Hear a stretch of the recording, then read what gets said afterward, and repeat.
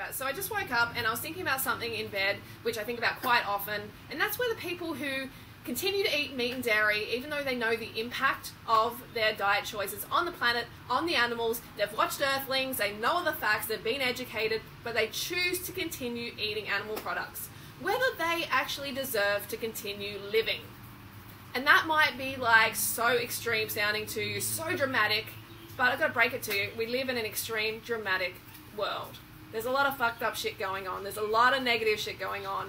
And I know there's a lot of unicorn huggers out there, you unicorn huggers who are like, oh, Freelee, you're so negative. You always focus on the negative. Oh, Freelee, be more positive. Freelee this, Freelee that. Oh my God, you know, you create your own reality, Freelee. And you know what? I agree to a certain degree. You create your own reality. But the slaughterhouses still exist. The fur farms still fucking exist. They are still there regardless of you turning a blind eye to them and focusing on other things. They are still there. Animals are still having their fur ripped off their back. Animals are still having anal electrocution. They're still having their throats slit, their skulls crushed. That shit is still going on. And yes, it's negative, and we need to bring attention to it to make a positive change. That's what's positive about the focus of, you know, animal rights activists and people who actually give a shit about the planet and focus on these negative things to turn them into positives. So ignoring that stuff is not being positive. It's not being enlightened. It's just being ignorant.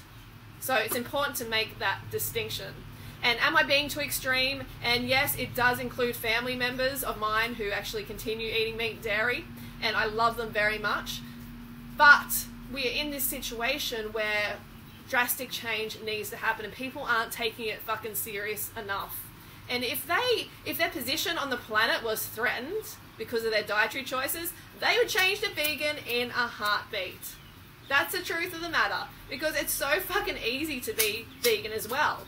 And people kind of just treat it like, you know, it's just like a casual thing, like anyone can, you know, you can make your choice, I'll make mine, just mind your own business. You know, I'm sure you've had that sort of like comment as a vegan, oh, I'm really like happy for you that you choose vegan, good on you, that's fantastic, but no, I could never do it. It's like, you shouldn't have the choice.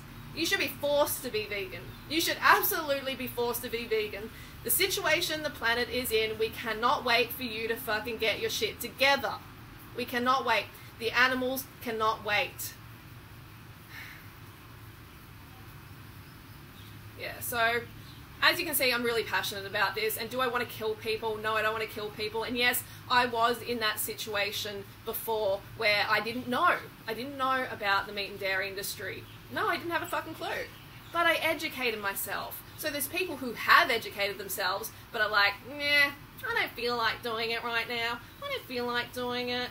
You know, I've heard, I knew a vegan once, and they were like, they were, you know, a little bit weak, and they couldn't do this and that, and, you know, like, just some, you know, I knew a vegan once who had a child, and the child had deficiencies or some shit, you know, like, just looking for excuses. No, you should not have that option. You just gotta step the fuck up, or you really don't deserve to live on this planet.